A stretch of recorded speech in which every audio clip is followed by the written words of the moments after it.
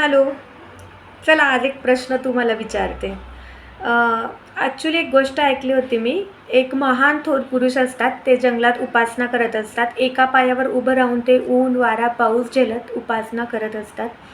तर तिकडून एक मुलगा जात असतो, अतिशय सद्गुणी.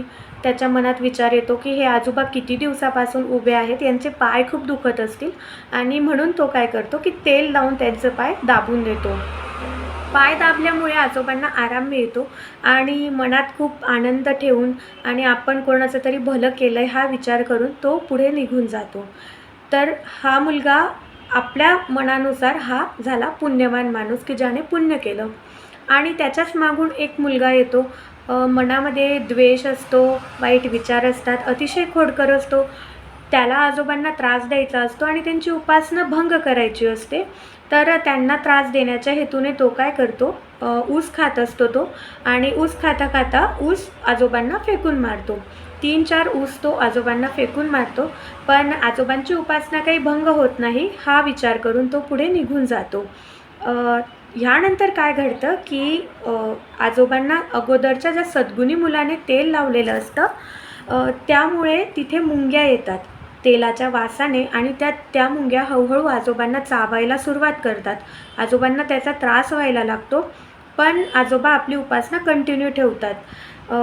आणि त्याच्या मागून जो तो अवगुणी मुलगा येतो, त्याने जे ऊस फेकून मारलेले असतात, तर त्या ऊसाची गोड चव लागल्याने त्या मुंग्या आजोबांच्या अंगावरून खाली उतरतात आणि ऊस खाण्यासाठी ऊसाकडे जातात, ज्यामुळे आजोबांचा त्रास कमी होतो आणि आजोबांना मुंग्याच्या त्रासापासून सुटका मिळते.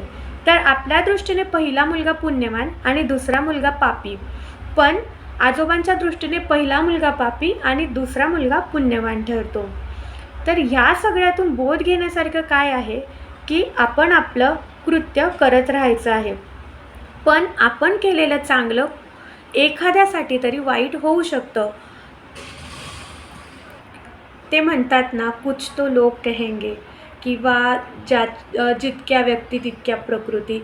त्यानुसार आपण कोणाचं कितीही भलं केलं तरी त्याच्यातून जर त्याला त्रास होणार असेल तर तो होणारच आहे. तर आपण आपलं चांगलं कृत्य करत राहायचं आहे, पण त्याच्याने जर समोरच्याला त्रास होत असेल तर त्याला आपण काही करू शकणार नाही. हे आयुष्यभरासाठी मी हा एक बोध ह्या गोष्टीतून घेतला आहे. पाप पुण्याचा हिशोब असा काहीच नसतो.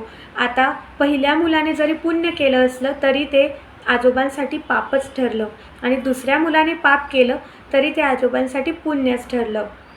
म्हणून आपण आपलं कृत्य, आपण आपले कर्म करत राहायचे आहे, पण त्याच्या फळाची चिंता मात्र आपण करायची नाही. कारण आपण कोणतं कर्म करतोय त्यावर समोरच्याला काय त्याच्यातून फायदा होतोय की नुकसान होतंय हे आपण सांगू शकत नाही.